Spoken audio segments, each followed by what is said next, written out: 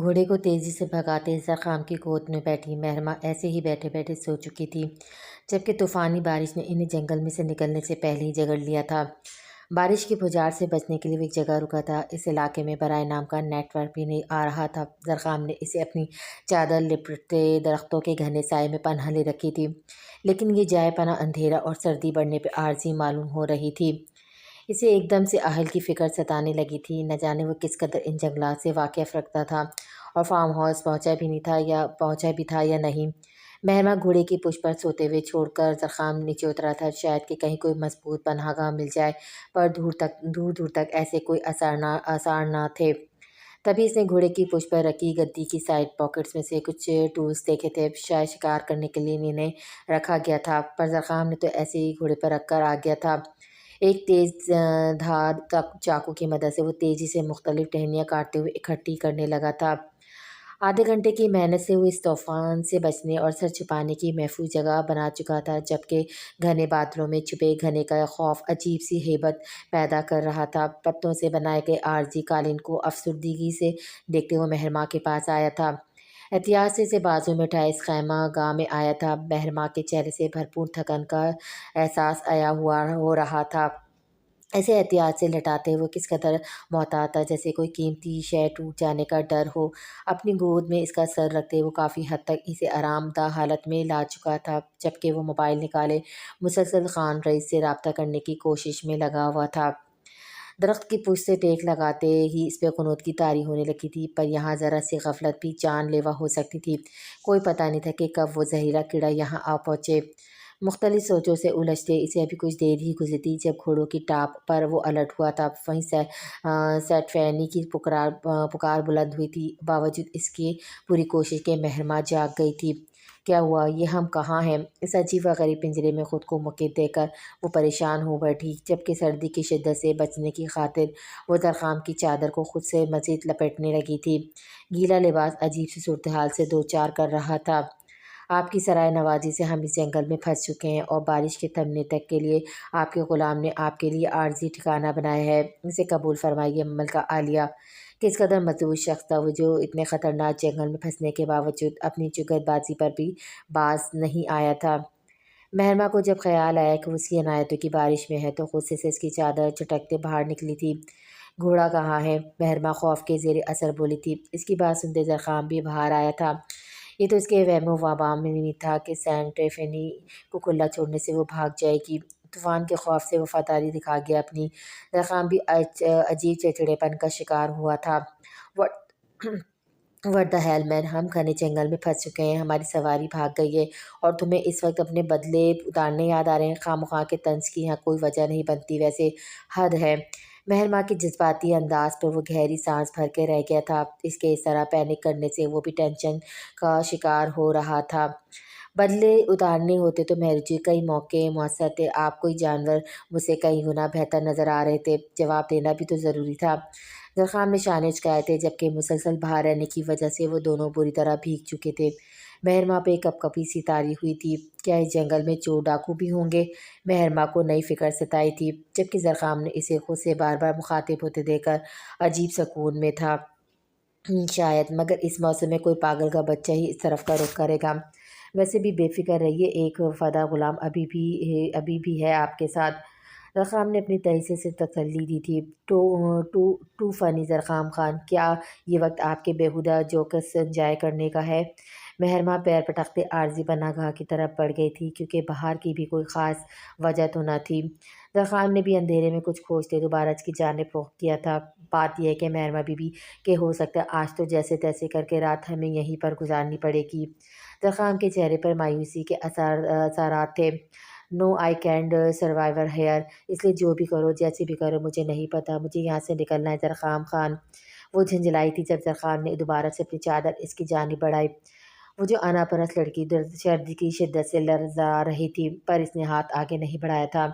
انا پرست ہونا اچھی بات ہے بیوی، لیکن کبھی کبھی کہیں پر اپنی ناک نیچی کرنی پڑ جائے تو کوئی فرق نہیں پڑنے والا۔ ویسے بھی اس وقت میں آپ کا واحد ہمدرد اور وفادار ہوں، آپ بے فکر رہیے۔ زرخام خان کے ہوتے آپ پر کوئی آنچ نہیں آئے گی۔ زرخام کے تسلی دیتے انداز پر بھی وہ قائل نہیں ہوئی تھی۔ یہ زرخام خان کی وفاداریاں ہیں جو آج میں بے نشان سی اپنوں سے دور ہوں۔ وہ اپنی جذبات کو سر عام آزادی سے بیان کرتی تھی۔ زرخام گہری سانس بھرتے ایک بار پھر سے درخت کی پشت سے ٹیک لگا گیا۔ یہ دو درختوں کے درمیان بنایا گیا آشیانہ تھا جو ٹینکوں کی بنیاد سے جڑا ہوا تھا۔ اتنی بدگمان کیوں ہیں آپ مہرو جی؟ زرخام کی آواز میں تھکن کی جھلک تھی۔ بدگمانی کیسی زرخام خان؟ تمہاری نیت کو بابا جان پہچان ہی نہ پائے۔ کاش کہ میں کہوں آپ ہی کی فرینڈ کی شادی پر جو کچھ ہوا بابا جان کے گوش گزار دیتی تو آج یوں بے درد نہ ہونا پڑتا مجھے۔ اس کی آنکھوں میں چمکتے ستارے وہ نیم اندھیرے میں بھی دیکھ سکتا تھا۔ مہرماں کے آنسو ہمیشہ عجیب طرح سے اس پر اثر انداز ہوتے تھے۔ زرخام نے اس کی جانب ہاتھ بڑھاتے اسے اپنے پاس کیا تھا۔ اندھیرا جنگل، مانی قیاس تنہائی میں بولتی دو دلوں کی دھڑکنیں، جہاں ایک طرف نفرت کا الاپ تھا تو دوسری جانب محبت اپنی سرخودی میں مبتلا تھی۔ مجھے اپنی صفائی میں مزید کچھ نہیں کہنا مہرو جی، مجھے آپ سے محبت ہے، بس اس داستان سے آگے کوئی اور داستان کبھی بن نہیں سکتی۔ آپ پر ہمیشہ سے صرف میرا حق تھا اور رہے گا۔ زرخام خان کا آنچ برساتا لہجہ اسے خود میں سمیٹنے پہ مجبور کر گیا، جبکہ وہ ایک بار پھر اس کی تمام تر ناپسندگی کی بلائے پھینکنے لگا تھا۔ شدت جذبات سے مغلوب ہوتے وہ اس کی ہونٹوں کو چومتے اپنا استحقاق جتا رہا تھا، جبکہ مہرماں بے بس سی اس کی شان پہ سر ٹکائے رونے لگی۔ مہرو جی، آپ کی انابی ہونٹوں کے سنگم کی قسم، یہ کائنات، یہ دو جہاں فقط دو دائروں میں گھومتے پائے جاتے ہیں، اور وہ دو دائرے فقط آپ کے دو سرخ ہونٹ ہیں۔ اس نے شدت بھرے انداز میں مہرماں کا سر اپنے شانے سے ہٹاتے ہوئے دونوں ہاتھوں میں تھامے اس کا چہرہ سامنے کرتے آنکھوں سے اس کی گلابی ہونٹوں کا بوسہ لیا ہو جیسے۔ مہرماں کی آنکھیں اپنی بے بسی کی محسوس کرتی بھیگی تھیں، جانے کہ وہ اتنی کمزور ہو گئی تھی جو بنا بات کے رو پڑتی تھی۔ زرخام اس کے آنسو کو اپنے لبوں میں جذب کر گیا تھا، ایسا اس نے کبھی نہیں چاہا تھا کہ وہ اسے رلائے۔ آپ کے دو موتی جھیل آنکھوں کی تابندگی کی قسم، کرۂ ارض ان دو آنکھوں کے سانچوں میں مقید وہ کش جذبہ ہے جس کی ارتشاط سے دھرتی پر سونامی برپا ہوتے ہیں۔ یہ قسمت کی ستم ضروری تھی کہ وہ اپنے ستمگر کے سامنے چاروں شانے چکت ہو گئی تھی۔ اندھیرے میں بنی غربت سے وہ ایک دوسرے کے بوجھل سانسوں کی مہک کو بھی محسوس کر سکتے تھے۔ وہ چاہ کے بھی زرخام کو چھٹک نہیں پا رہی تھی۔ اس کی غربت سے پیدا ہوتی گرمی اس کے برف بنتے وجود کو تقویت دیتے تھکن میں کمی کر رہی تھی۔ دور کہیں سے گھوڑوں کی ٹاپ محسوس ہوئی تو وہ چونکا تھا۔ آگے آپ کا وفادار شاید مہرو جی۔ زرخام نے طنز کرتے اس کا چہرہ اوپر اٹھایا۔ اسے محسوس ہے کہ اس کی مدھم سانسیں تپتی لو جیسی ہو رہی تھی۔ اتنی سردی میں بھی اس کا وجود تپ رہا تھا اور شاید بے انتہا خوف اسٹریس سے وہ بے ہوش ہو چکی تھی۔ اس کی بے بسی اس کی حالت زرخام کو مزید پریشان کر گئی۔ اب تو وہ دو تھے، پر اب جیسے وہ نیم مردہ حالت میں ہو رہا تھا۔ سینٹیفینی زرخام نے اسے احتیاط سے لٹائے باہر آیا تھا، شاید گھوڑا آس پاس ہو کہیں، پر بادلوں کی گرج میں اس کی آواز دب گئی تھی۔ کوئی ہے یہاں؟ زرخام اپنی شدت سے بولا تھا، جانے دل کیوں خوش فہم سا تھا کہ شاید خان رئیس نے اس کی تلاش میں کسی کو بھیجا ہو۔ تبھی کچھ لائٹس اس کے چہرے پہ پڑی تھی اور دو تین گھڑ سوار اس کی طرف آئے تھے۔ اے کون ہو تم اور اس وقت یہاں کیا کر رہے ہو؟ انتہائی کوئی کرخت آواز تھی۔ زرخام ذرا سنبھلا تھا، وہ ہم مسافر ہیں، راستہ بھٹک گئے تھے اور ہمارا گھوڑا بھی کہیں چلا گیا تو ہم یہاں پھنس گئے ہیں۔ زرخام کی چھٹی حس ان لوگوں کے بارے میں کوئی اچھی الارم نہیں دے رہی تھی۔ اس کا مطلب ہے کوئی اور بھی تمہارے ساتھ ہے؟ ان میں سے ایک اپنے گھوڑے سے اترتے زرخام کی طرف بڑھا تھا۔ میری بیوی ہے، ساتھ میں وہ بیمار ہے، ہم نے عارضی ستانوں کا سہارا لیا ہے، پر بارش اگر دوبارہ ہوئی تو یہ عارضی سہارا بھی ٹوٹ سکتا ہے۔ وہ دھک دھک کرتے دل سے مہرماں کی صحت کے بارے میں متفکر ہوا تھا۔ بیوی، عجب حیرت ہے کہ کوئی شخص ان جنگلات میں بیوی کو ہمراہ لیے گھوم رہا ہے۔ سچ سچ بتاؤ، ماجرا کیا ہے؟ اس آدمی نے ایک دم سے زرخام کی طرف پسٹل تھانی تھی۔ دیکھو، میری تمہاری کوئی دشمنی ہی نہیں ہے، نہ میں تم لوگوں کو جانتا ہوں۔ تیسرا وجود پا کر تم لوگوں سے مدد چاہی تھی، پر تم لوگ ہمیں غلط سمجھ رہے ہو۔ میری بیوی بیمار ہے اور ہم راستہ بھٹک گئے ہیں، اتنی سی بات ہے۔ زرخام کو کچھ سمجھ نہیں آتا کہ وہ اس سچویشن سے کیسے نپٹے۔ بہادر خان، اندر دیکھو تو ذرا کون سا خزانہ چھپایا اس نے۔ اس شخص کے انداز زرخام کا لہو گرما رہے تھے، جبکہ ایک شخص نے آگے بڑھا تھا۔ رکو، میں تمہیں آگے جانے کی اجازت نہیں دے سکتا۔ اندر میری بیوی ہے اور تم ایک نامحرم شخص ہو۔ میری غیرت کوئی گوارا نہیں کہ اس پر تمہاری نظر بھی پڑے۔ وہ جو اب تک آرام سے بات کر رہا تھا، اسے بھڑکتے دیکھ کر تینوں کا کہکمہ بلند ہوا تھا۔ لگتا ہے مال بہت قیمتی ہے استاد۔ اس کی خباثت بڑے انداز پہ زرخام تتملاتے ہوئے اس پر حملہ آور ہوا۔ یہ اس کی خوش فہمی تھی کہ وہ چاقو اس کے ہاتھ میں تھا۔ زخام کے وار سے وہ اپنا زخمی ہاتھ پکڑے درد سے کرا اٹھا تھا، جبکہ اس کے دونوں ساتھی بھی فوراً حرکت میں آئے تھے۔ زخام اپنا بچ بچاؤ کرنے کی مکمل کوششوں میں دو آدمیوں کو زخمی کر چکا تھا جب ان کی برداشت کا پیمانہ جھلکا اور ان میں سے ایک شخص نے زخام پر گولی چلا دی تھی۔ ایک انگارہ سا اس کی پھسلیوں سے گزرا تھا۔ ادھر نیم بیہوشی کی حالت میں پڑی مہرباں بھی فائر کی آواز پر اٹھ بیٹھی تھی۔ تبھی گھوڑوں کی آواز اور ٹاپیں اس طرف بڑھتی ہوئی محسوس ہوئی تھی۔ استاد، لگتا ہے کوئی اس طرف آ رہا ہے، ان میں سے ایک زخمی شخص نے کراتے ہوئے کہا، جبکہ زرخام نڈھال سے زمین پہ پڑا درد کی شدت سے کرا رہا تھا۔ جیسے جیسے آہٹیں قریب ہو رہی تھی وہ لوگ خود پر خطرہ محسوس کرتے فوراً اپنے اپنے گھوڑوں پہ سوار ہوتے وہاں سے نکل گئے تھے۔ زرخام خان مبارک خان کی آواز آس پاس ہی گئی تھی، جبکہ وہ پوری ہمت سے چلانا چاہتا تھا پر درد کی شدت سے اس کے حواسوں پر غالب ہو آ رہی تھی۔ وہ گلاس ونڈو سے سر ٹکائے سامنے والے منظر پر نگاہیں ٹھہرائی تھی۔ پانیوں میں روشنی کا حسین منظر یکلگ جیسے ہر چیز کو اپنے سحر میں لے رہا تھا۔ اسی سحر کا حصہ بنا وہ شخص ریزورٹ سے اتنا دور بھی نہ تھا کہ وہ اسے پہچان نہ پاتی۔ رغدہ کو اس پر ترس آیا تھا۔ آدھی رات کے وقت عجیب بے چینی سے اس کی آنکھیں کھلی تو وہ باوجود کوشش کے سو نہ پائی تھی۔ شاید نئی جگہ کا احساس تھا یا کچھ اور۔ رات کے اس پہر ٹھنڈ بھی کافی ہو چکی تھی، تبھی وہ گرم سویٹر لیپٹے باہر آئی تھی۔ ریزورٹ کی رنگینیوں میں دن رات کا کوئی فرق نظر نہیں آ رہا تھا۔ کون سا احساس جرم ہے جو سونے نہیں دے رہا ہے؟ اس کی آواز پر اپنے خیالوں میں گم سنگرام پر زور انداز سے چونکا تھا۔ دل ہمارا سب سے بڑا دشمن ہوتا ہے، اس کو سب معلوم بھی ہو کہ یہ بندہ ہمیں آگے جا کر کتنا ذلیل کرے گا، پھر بھی سالہ اسی کو ہی پسند کرے گا۔ محبوب نامہربان ہو تو نیندیں روٹ ہی جاتی ہیں۔ سنگرام گہری سانس ہوا کے سپ کرتے اس کے برابر آ رکا تھا۔ تم کیوں نہیں سوئی؟ مجھے لگا تھا آج رات میں باہر گزارنے والا ہوں۔ وہ رغدہ کا ہاتھ تھام گیا جو سردی کی شدت سے بچنے کے لیے آپس میں رگڑ رہی تھی۔ پتہ نہیں کچھ عجیب سا ہے جو سونے نہیں دے رہا ہے۔ سنگرام نے دیکھا اس کے رخسار لال گلابی ہو رہے تھے۔ دل نے گستاخی پر مائل کیا تو فوراً اس سوچ کو جھٹکا تھا۔ میرے لیے اپنے سینے کی پسلیوں کے درمیان دل میں جگہ بناؤ اور میں اس دل میں رہنا چاہتا ہوں۔ مجھے اپنے تصورات سے محبت ہے، یہ مجھے تمہارے سنگ باندھ دیتے ہیں۔ وہ اس کی ہاتھ دباتے التجائی سا بولا تھا، محبت سوچ سمجھ کر کیا جانے والا سودا ہے کیا؟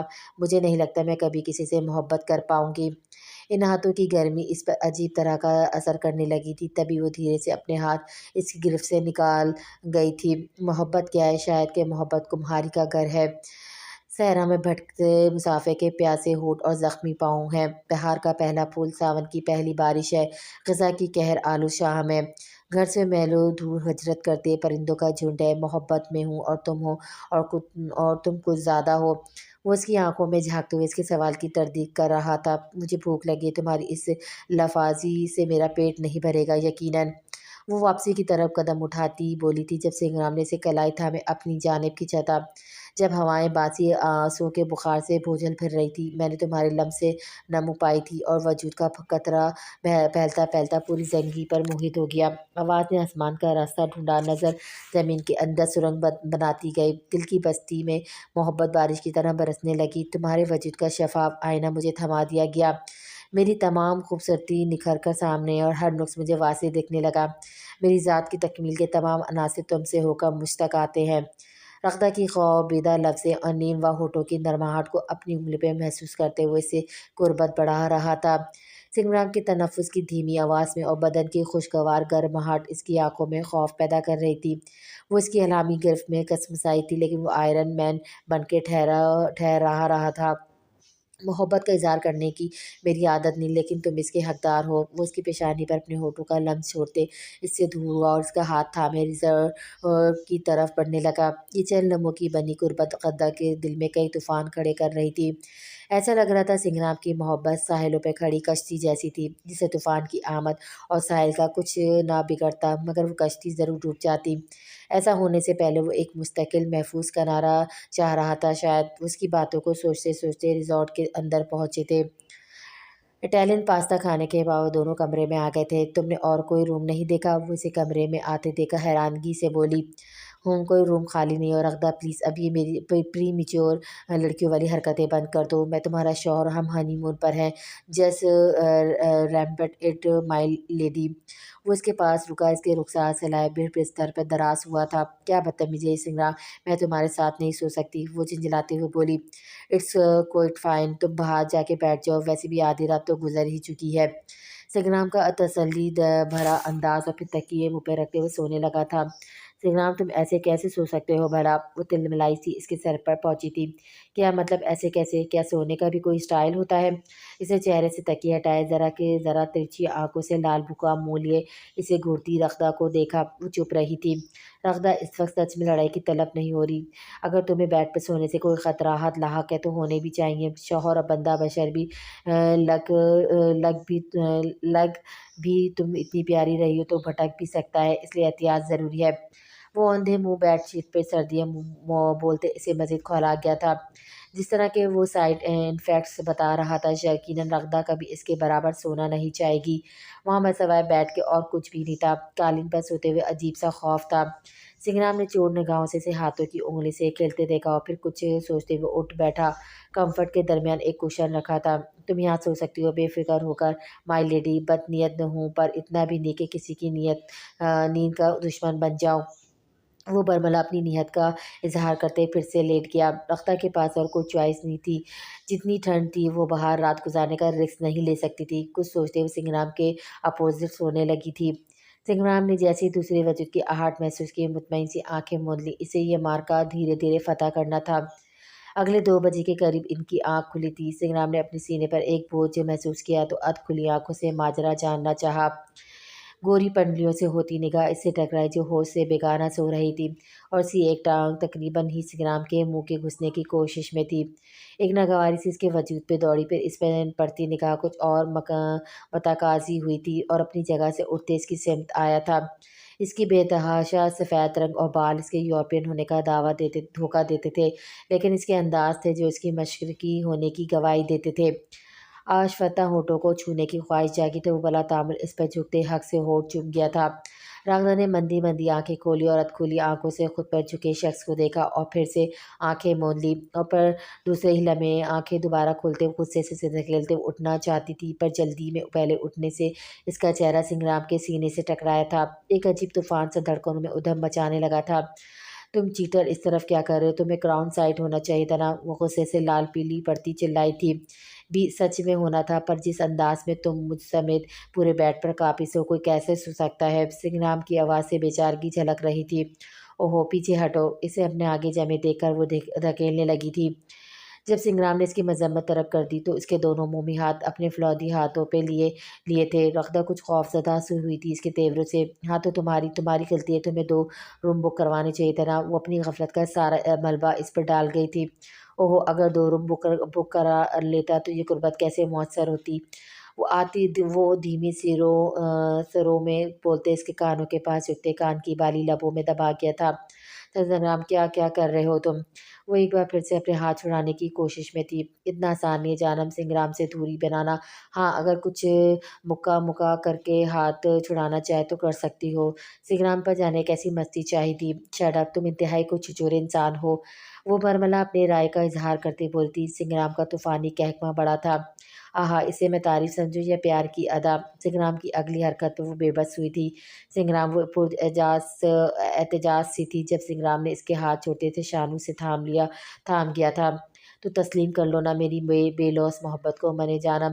وہ اسے جیسے کسی راز کی امانت سونپ رہا ہو، جس قدر تو اس کی سرگوشی میں ڈھلی تھی۔ سنگرام، میں رغدہ، تمہیں مجھ پر یقین کرنے کے لیے ایک قدم آگے بڑھنا ہوگا۔ سنگرام کے ہاتھوں کا زور اس کے شانوں پہ پڑتا جا رہا تھا۔ ایسا لگ رہا تھا وہ جان بوجھ کر کوئی منتر پڑھتے ہوئے اسے بے بس کر رہا تھا۔ وہ فوراً اس کا ہاتھ جھٹکتے ہوئے بستر سے نکل کر بھاگی تھی، جبکہ سنگرام کی پرجوش نگاہیں واش روم کے بند دروازے پہ ٹکی تھی۔ زرخام کی آنکھ جسم پہ اٹھتی ٹھیسوں سے کھلی تھی۔ مندی مندی آنکھوں کو کھولے سامنے دیکھا تو چھت پر جیسے جنگل اور گھوڑوں کے ٹاپوں کا منظر نظر آ رہا تھا۔ وہ کچھ دیر ماحول کو سمجھنے کی کوشش کرنے لگا۔ اس کی کمر میں کسی قسم کے چبھتے پتھروں کی بجائے نرم غذا سا احساس تھا۔ اس نے اپنے دائیں سائڈ دیکھا تو مہرنسا کو آنکھیں بند کیے کچھ کچھ پڑھ پڑھ کے خود پر پھونکتے دیکھا تھا۔ وہ اٹھنے کی کوشش کرنے لگا جب مہرنسا نے آہٹ پہ آنکھیں کھولی تھی۔ ہاں ماں، وہ مہرنسا کے قریب آتے بولا، وہ گھر پر ہے اور ٹھیک ہے بیٹا، تم بتاؤ درد تو نہیں ہو رہا؟ ڈاکٹر کو بلاؤں؟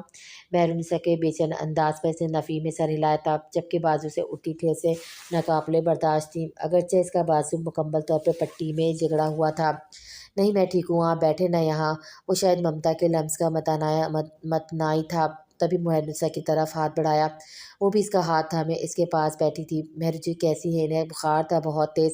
ماں کا ہاتھ تھامے وہ جس متاع کے لیے بے چین تھا۔ مہرنسا اس کی محبت سمجھتے ہوئے مسکرا اٹھی تھی۔ بارش میں بھیگنے کی وجہ سے ایسا ہوا بیٹا، رات کو جب کافی دیر تک انتظار کرنے کے بعد بھی تم لوگ نہیں لوٹے تو خان کو فکر ہونے لگی تھی۔ تبھی مبارک خان اور باقی ملازموں سمیت جنگل کی طرف دوڑے تھے اور وہیں پہ سیٹفینی بھی مل گئی تھی، جس کی وجہ سے تم لوگوں تک پہنچے تمہارے بابا، لیکن تب تک وہ ڈاکو لوگ بھاگ گئے تھے وہاں سے شاید، پر اللہ کا کرم ہے کہ میرے بچے محفوظ تھے۔ مہرنسا اس کے گہنے بالوں میں ہاتھ چلاتے ہوئے بول رہی تھی۔ زرخام نے سکون کی سانس لی۔ بابا نے بتایا نہیں کہ یہ جنگل کا راستہ اتنا خطرناک ہے اور ہم راستہ بھٹک گئے۔ زرخام کے کہنے پر وہ مسکرائی تھی۔ ساری رات نہیں سوئے تمہاری فکر میں، صبح زبردستی گھر بھیجا انہیں۔ مہرو بیٹا اور اہل ابھی بھی فارم ہاؤس میں ہے تو اپنی نگرانی میں انہیں گھر پہنچانے گئے ہیں۔ مہرنسا کی بات سن کر وہ مطمئن سا مسکرا دیا۔ ڈاکٹرز نے اس کی ڈریسنگ پر دوبارہ کر کے چھٹی دے دی تھی۔ وہ خود بھی عزیزمند کو دیکھنے کے لیے بے چین تھا۔ مہرو کی طبیعت کافی سنبھل چکی تھی، لیکن ایک ہی رات میں بخار نے کافی گہرا اثر چھوڑا تھا۔ خوبصورت شفاف رنگ زردیوں میں بدلی ہوئی تھی۔ تو آخر آپ کے وفادار نے ہمیں بچا لیا۔ پورا دن اس سے کنی کترائے رہنے کے باوجود رات کو اسے کمرے میں آنا پڑا تھا جہاں وہ اسے دیکھتے تنزیہ بولا تھا۔ جی بالکل، ورنہ تم نے تو مارنے میں کوئی کسر نہیں چھوڑی تھی۔ کمزور نرجس سی آواز میں جوابی کارروائی ہوئی تو زرخام مسکرانے لگا تھا۔ مہرو جی اگر آپ کو تکلیف نہ ہو تو مجھے واش روم جانے تک مدد دے دیں گی؟ زرخام نے اسے پاس بلانے کا بہانہ گڑھا تھا، جبکہ اس کی حالت کے پیش نظر وہ ہمدردی جتانے کو اس کے پاس آئی تھی۔ وہ یک ٹکے سے ہی دیکھے جا رہا تھا۔ جب سے قدرت نے مجھے آپ سے ملایا مہرو جی، میں جاننے لگا ہوں کہ محبوب کیسے آپ کی روح کو دوا ہو سکتا ہے۔ اس کی آواز اس قدر سرگوشی میں ڈل گئی جیسے اگر مہرو تک پہنچ گئی تو گویا وہ پھر سے نہ واپس مڑ جائے۔ تم نے واش روم جانا تھا نا؟ اسے خود کو گھورتے پا کر وہ دانت چباتے ہوئے بولی تھی۔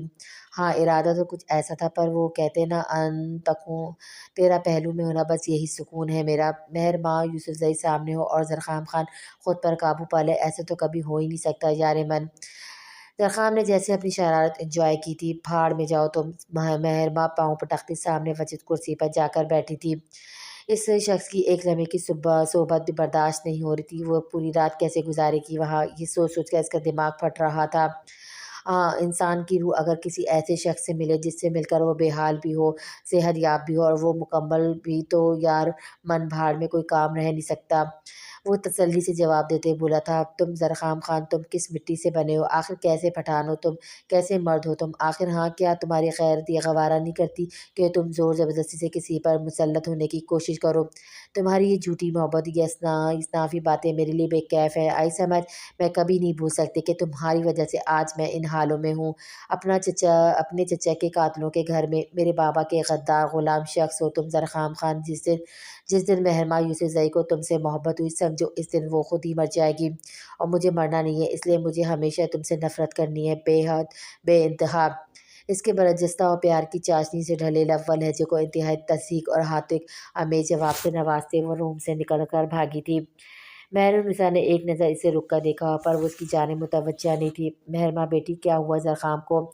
وہ فکر مند سے بولی تھی۔ اسے اپنوں کے بچھڑ جانے کا غم ہے ماں، کبھی کبھی دل چاہتا ہے اپنی محبت پر ماتم گنا ہو جاؤں۔ اتنا ظالم احساس جاگا بھی تو کس کے لیے؟ ایک دشمن کی بیٹی کے لیے۔ ایسا لگ رہا تھا زرخام کی آنکھوں کے گوشے سرخ ہوتے بھیگ رہے تھے۔ تم اسے سنبھلنے کا موقع دو بیٹا، وہ اس کا شانہ سہلاتے ہوئے بولی تھی۔ موقع ہی تو دے رہا ہوں ماں، مرد اپنی محبت کرنے والی عورت کے ساتھ ظلم نہیں ہو سکتا اور ظالم نہیں ہو سکتا، اور میں جانتا ہوں محبت یہ نہیں کہ محبوب عیبوں کے بغیر ہو، محبت تو یہ ہے کہ محبوب عیبوں کے باوجود محبوب رہے، اور میں ان کی تمام تر گستاخیوں کے باوجود بھی انہیں بے حد چاہتا ہوں۔ جانے ایسا کیوں لگتا ہے ایک دن وہ بھی مجھ سے محبت کرنے پر مجبور ہو جائے گی۔ وہ نہیں جانتی کہ وہ میرے لیے ایک اور زندگی ہے، لیکن میں چاہتا ہوں کہ وہ جانے اور وہ جان جائیں گی، ہے نا ماں؟ میرے جذبوں میں اتنی صداقت تو ہے کہ مہرو جی کو میری طرف راغب کر لے۔ زخام مہرالنساء کے دل پر جیسے گھوسا سا پڑا تھا، وہ فوراً اسے گلے لگا گئی تھی۔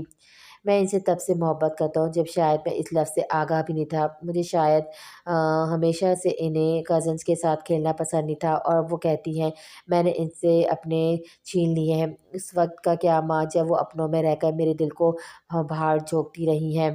زرخام کی آنکھیں تو بے حد لال ہو رہی تھی، ساتھ میں آواز بھی بھاری ہو رہی تھی۔ مہرالنساء کے لیے یہ بے حد انوکھا منظر تھا۔ زخام مرد تو بے حد مضبوط ہوتے ہیں بیٹا، اور تم ہمت ہارے بیٹھے ہو، اس کا شانہ سہلاتے دکھ سے کہہ رہی تھی۔ میں کمزور پڑ رہا ہوں، مہروجو کی نفرت مجھے کمزور کر رہی ہے، لیکن ہاں زرخام خان اتنا مضبوط ہے کہ اگر وہ واپس گئی تو میں انہیں اور خود کو ختم کر لوں گا۔ زرخام کا انداز ایک دم بدلا تھا۔ مہرالنساء گہری سانس بھر کے رہ گئی۔ وہ جو سمجھ رہی تھی وہ عام پٹھانوں کی طرح سخت دل نہیں ہے، بلکہ محبت نے اسے کمزور کر دیا ہے۔ اس کی ایک چنگار پر وہ انہیں خان رئیس سے الگ نہیں لگا تھا۔ کبھی کبھی تم مجھے بے حد مشکوک سے لگتے ہو۔ آج وہ ونڈو شاپنگ کی غرض سے شہر میں گھوم رہے تھے۔ سنگرام نے اسے دوستانہ تعلق رکھنے کی ہر ممکن کوشش کی تھی، پر وہ اکڑ مزاجی قائم رکھے ہوئے تھے۔ تھک ہار کے وہ ایک اسٹریٹ کارنر کافی شاپ پہ بیٹھے تھے جب رختہ کی جانب سے پہلا کمنٹ آیا تھا۔ سچ میں ہماری سوچ کتنی ملتی ہے نا جانم، ہاں ہاں کبھی کبھی میں خود کو بھی مشکوک لگتا ہوں۔ وہ ذومینی انداز میں بولتے اسے آئی ونکل کر گیا تھا۔ شراب سنگرام، کسی لوفر سے کم نہیں لگ رہے ہو تم مجھے، اس کے کمنٹ پر مسکرایا تھا۔ آج کون سی نئی بات ہے، میں تو ہمیشہ سے تمہیں ایسا لگتا ہوں۔ آج سنگرام کے انداز میں پہلی جیسی کھنک نہیں تھی۔ ڈفر، وہ اسے اپنی جانب سے عظیم لقب سے نوازتے ہوئے کافی پینے لگی تھی۔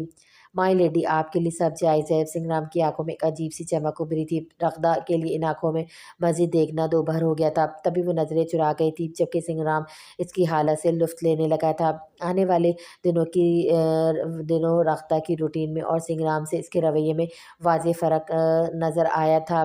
کیا ہم تعمر یہاں رہنے والے ہیں؟ وہ اس وقت ڈنر کے بعد کمرے کی طرف بڑھ رہے تھے جب وہ تھکے تھکے انداز میں بولی۔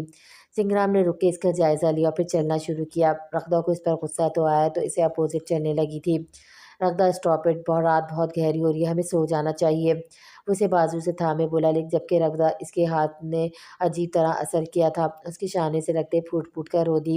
رختہ، واٹ ہیپنڈ؟ دیکھو تم اب مجھے پریشان کر رہی ہو۔ سنگرام کا انداز صاف ہارا ہوا تھا۔ تم بدل گئے ہو سنگرام۔ رختہ کی بات پر اسے جھٹکا لگا تھا۔ واٹ بدل گیا ہوں؟ پر کیسے؟ وہ حیران سا بولا۔ پتہ نہیں، مجھے نہیں پتا، تم 2 دن سے کچھ الجھے سے لگتے ہو۔ رختہ کی بات پر وہ گہری سانس بھرتے ہوئے اسے اپنی پناہ میں لے گیا۔ ابھی تو وہ اس لڑکی سے اس سے کسی رشتے کو نہیں مانتی تھی، پھر بھی کتنا جاننے لگی تھی وہ اس کے دل کے بدلے موسموں کو۔ کچھ خاص نہیں، بس ماں بابا کی یاد آ رہی ہے، کچھ اکیلا اکیلا سا محسوس ہو رہا ہے۔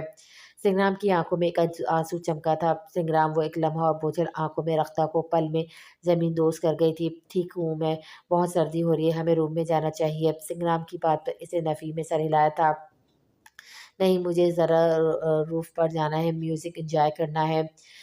رختہ کی بات پر اسے تیور دکھانے چاہے، پر جانے کیوں آج کوئی مذمت نہیں کر رہا تھا۔ وہ لوگ جب سے آئے تھے، پہلی بار رختہ نے خود پارٹی کرنے کا سوچا تھا تو وہ اس کے پیچھے پیچھے پہ آیا تھا۔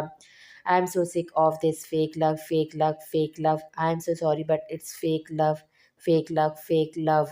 کورین طرز پہ گاتے سنگر کو دیکھ کر رختہ نے سنگرام کو سومینی نظروں سے اشارہ کیا۔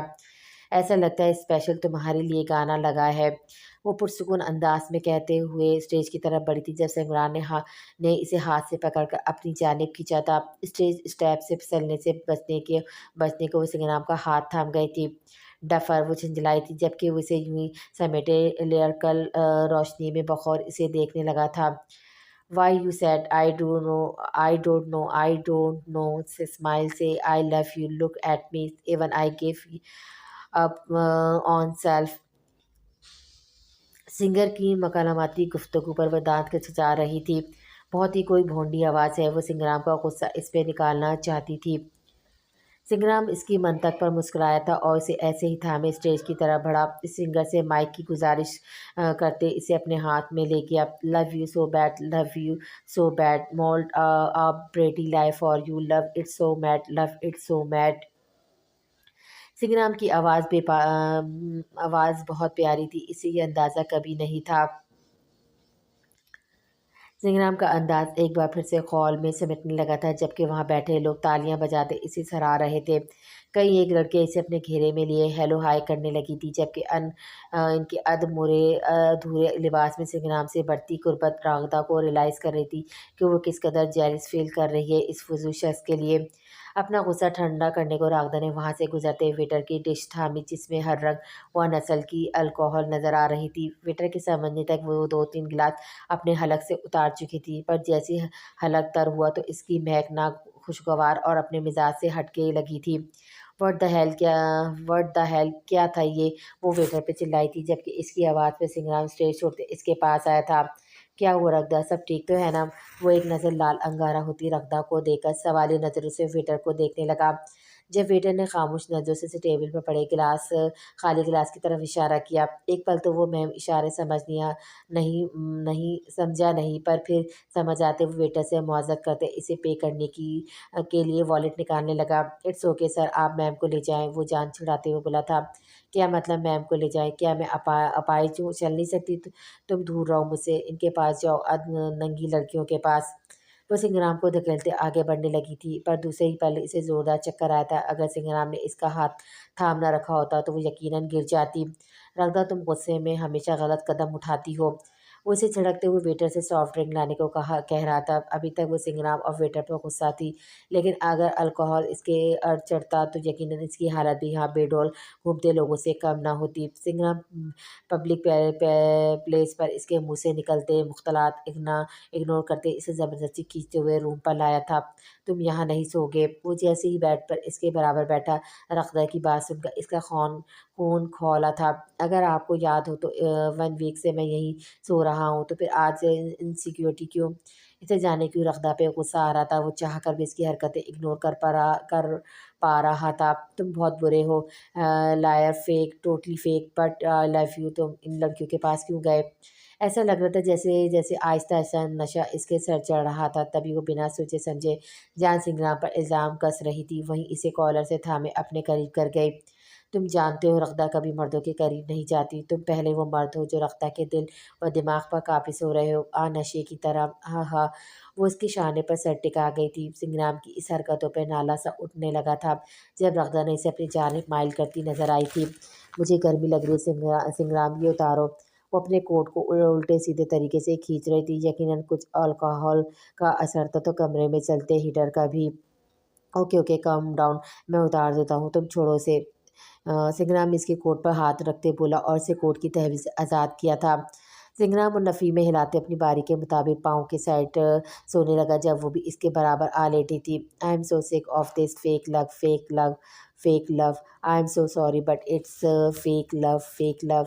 وہ لہرا کے ایک ہی جملے کی گردان کرتی اس کا خون جلانے لگی تھی۔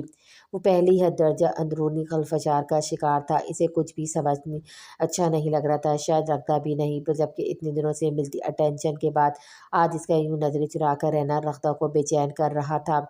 میں نہیں جانتی کیسے، پر شاید میری زندگی کا حاصل یہ ہے کہ تم سے ملاقات ہوئی۔ اب تک میرے ساتھ ہونے والی سب سے اچھی چیز یہ کہ مجھے خدا سے ہمیشہ اچھے کی امید تھی، کیونکہ گرینی بولتی ہے خدا سے بدگمان نہیں ہوتے، اور دیکھو مجھے تم مل گئے۔ وہ اپنا سر کراتے اس کے سینے پر اپنا چہرہ ٹکا گئی تھی۔ سنگرام اس کی حرکت پر شدر تھا۔ اور میرا دل گواہی دیتا ہے کہ تم میرا دل ہو، اور میری روح گواہی دیتی ہے کہ تم اس میں ہو، اور خدا گواہی دیتا ہے کہ دل کی گہرائیوں سے میں تم سے محبت کرتی ہوں۔ سنگرام کو اس کی پوچھ پر خوش ہونا چاہیے تھا، سنگرام کو اس کی شکست پر خوش ہونا چاہیے تھا، پر وہ بازی الٹنے کے بعد بھی خوش نہیں ہو پا رہا تھا، خود کو فاتح نہیں سمجھ رہا تھا۔ تم مجھے کبھی مت چھوڑنا سنگرام، تم میری زندگی میں آئے واحد شخص ہو جس سے میں نے محبت کرنا سیکھی ہے۔ وہ نیم غنودگی میں جاتے ہوئے بڑبڑا رہی تھی، جبکہ سنگرام کی ذات جیسے طوفان کی زد میں تھی۔ Sangram, I want to hug you. وہ اچانک سے اس کے سینے سے سر اٹھائے بولی تھی، اور وہ جو کب سے اس کے پاس تھی وہ اپنی بھٹکی ذہنی روح میں سے اسے نظریں چرا رہا تھا جیسے ضبط کھو بیٹھا ہو۔ مجھے پیاس لگ رہی ہے، وہ پریشان سی بول رہی تھی۔ سنگرام ضبط کی ڈھال اٹھائے اسے خود میں بھیج گیا تھا۔ سنگرام پیاس، اس کے لفظ ادھورے رہ گئے تھے جب وہ اپنے لبوں سے اس کے خوش ہونٹوں کو تر کرنے لگا تھا۔ उदास चांदनी ने धूप भरी निगाह इन पर डाली और बादलों के ओट में छुपते हुए गोया इनके साथ रोने लगी थी। बाहर होती बारिश से सर्दी और बर्फ जोर पर पड़ रही थी, तो वहीं दो वजूद आने वाले वक्त से बेनियाज एक दूसरे से सांसें मुस्तार ले रहे थे। वो बेहद खुश था क्योंकि आज इसे लौटकर अपने देश वापस जाना था। शारिस यूसुफजई मुख्तार यूसुफजई के भाई इम्तियाज़ यूसुफजई का अकलौता लख्त जिगर था, जो बाप के कत्ल की दीद इनके हवाले करके हमेशा के लिए इस गांव को छोड़कर चला गया था और बाद में पढ़ाई की गर्ज से लंदन का रुख किया था। आज तकरीबन 4 साल बाद वो वतन लौट रहा था। इससे छोटी बहन शामिन, जिससे वो बेहद मोहब्बत करता था, इससे मिलने की बेहद खुशी ने और पागल कर दिया था। I am super excited bro, वो इसके सामने ठहरा खुश दिली से बोला था। लग भी रहा है, और कारोबार का क्या है? इसके शाने पर शारिस ने शाने उचकाए थे। तुम हो ना, तुम सब सेटल कर लोगे। आई नो इट, और वैसे भी अब शायद मैं कभी वापस ना आऊँ। दिल उकता गया है यार इस अजनबी दुनिया से। आखिर मैं कब तक इस खौफ से यहाँ छुप कर रहूँगा कि बाबा या चचा के दुश्मन कहीं मुझे मार न डालें। शारिस यूसुफजई की बात पर हल्के से मुस्कुराया था। साफ क्यों नहीं कहते, पप्पू जी की बेटी के पल्लू से बंधने के लिए जा रहे हो? इसकी बात वो दिल खोल कर हंसा था। यार पता नहीं वो कौन लोग होते हैं जो शादी से पहले अफेयर वगैरह चला लेते हैं और अपनी पार्टनर को धोखा देते हैं। हम तो जी इनके पहलू से बंधे और बंधने के लिए ही जा रहे हैं। जानते हो, बहुत छोटी सी थी जब मैंने इसे देखा था। बिना शारिस यूसुफजई, जब मम्मा ने एक बार इसका हाथ मेरे हाथ में थमाते हुए इसका नाम लिया था, दिल इस वक्त से इसका असीर बना है। माजी के कुछ ख़ास लम्हों में खोए हुए वो बोला था, और उसके मैसेज इग्नोर करना इसका क्या है? वो हैरान था। अगर शारिस को इससे इतनी मोहब्बत थी तो वो इसे इग्नोर क्यों करता था? वो बहुत मासूम सी है यार, मैं इन चक्करों में पड़ के इसकी स्टडी मुतासिर नहीं करना चाहता था। खैर मेरा सैल नहीं मिल रहा, तुमने देखा है कहीं? आखिर वो अपने मोबाइल की तलाश में सरगर्दा हुआ था। बहुत जल्दी याद आया, आपकी लाड कई बार फ़ोन कर चुकी है और मैंने शारिस के बन के जवाब दे देकर थक गया हूँ। वो अपनी पॉकेट सेल निकाल कर इसके सामने कर गया था। हाँ हाँ, जब मैं ये बात जाके इसे बताऊँगा कि इसकी स्पाम गर्ल्स का तुम्हारे बॉक्स में जाती हैं, तो देखना क्या हशर होने वाला है तुम्हारा। शारिस की बात पर वो मुस्कुराया था। अगर मेरी कोई बहन होती तो आई स्वेयर वो शामी जैसी होती, चुलबुली सी। इसकी बात पे शारिस ने तासुफ़ज़दा नज़रों से इसे देखा था। तो क्या तू शामिन को बहन की नज़रों से देखता है? मैं तो कुछ और ही सोच कर रखा था। शारिस के उदासी भरे अंदाज में वो इसने घूरा था। शर्रा, वो मेरी बहन ही तो है। अपना गंदा ज़हन लेकर पाकिस्तान जा, तुझे वाकई शामी के जूतों की ज़रूरत है। वो इसे मुका दिखाता अपने बेड पर दराज़ हुआ। वैसे तुम क्यों नहीं चलते पाकिस्तान? सच में बहुत मज़ा आएगा। शारिस की बात पर अपने कान पकड़े थे। तुम्हारे साथ जाके जान नहीं करवानी। वैसे मॉम का इरादा है पेशावर वापस जाने का। अगर फ़्लाइट अवेलेबल हुई तो टिकट करवा लेते हैं, इसमें कोई हर्ज नहीं। मैं भी मॉम की तरफ से बेफ़िक्र हो जाऊँगा। इसकी बात पे शारिस ने ज़ोर शोर से इस बात में सर हिलाया था। बट मेरा जाना तो सरप्राइज़ है। मैं किसी को भी नहीं बताने जा रहा कि पाकिस्तान आ रहा हूँ, वरना वहीं खामखा के